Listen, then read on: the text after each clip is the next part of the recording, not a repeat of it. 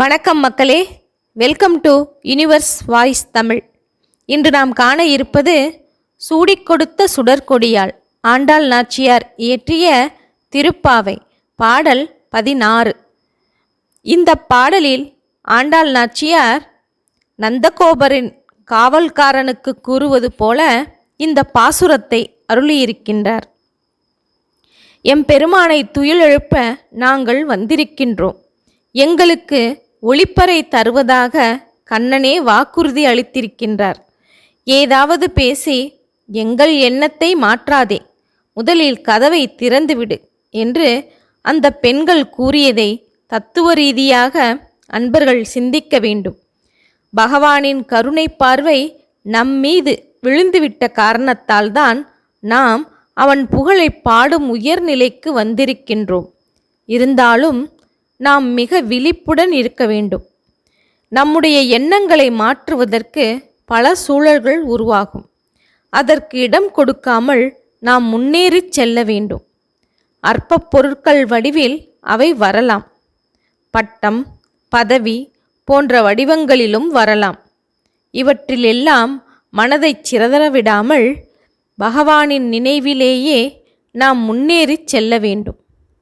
காவலனே, எதையாவது பேசி எங்கள் எண்ணத்தை மாற்ற முயலாதே என்று தோழியர் கூறுவது இந்த தத்துவத்தை உணர்த்துவதற்காகத்தான் என்பதை அன்பர்கள் புரிந்து கொள்ள வேண்டும். பாடலை பார்ப்போமா?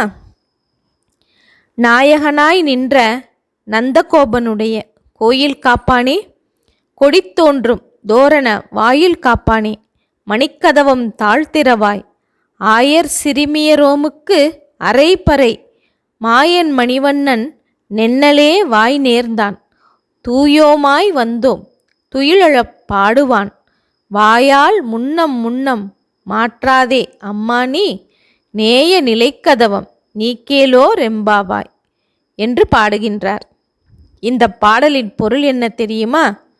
எங்களின் தலைவரான நந்தகோபனுடைய மாளிகையை காப்பவனே, தோரணங்களையும் கொடிகளையும் உடைய வாயிலை காப்பவனே, மணிகள் கட்டிய கதவின் தாளை அகற்றி திறந்துவிடு.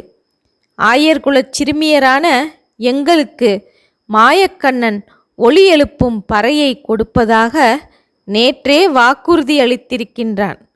அவனை துயிலெழுப்ப திருப்பள்ளி எழுச்சி பாட நீராடி வந்துள்ளோம். எங்களை ஏதாவது பேசி எண்ணத்தை மாற்ற முயல வேண்டாம். நீ முதலில் கதவை திறந்துவிடு என்கிற பொருளில் இந்த பாசுரம் அமைந்துள்ளது.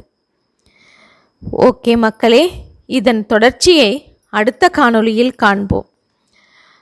இதுவரை எனது யூனிவர்ஸ் வாய்ஸ் தமிழ் சேனலை சப்ஸ்கிரைப் செய்யாதவர்கள் சப்ஸ்கிரைப் செய்து கொள்ளுங்கள், ஷேர் செய்யுங்கள், மறக்காமல் லைக் செய்யுங்கள்.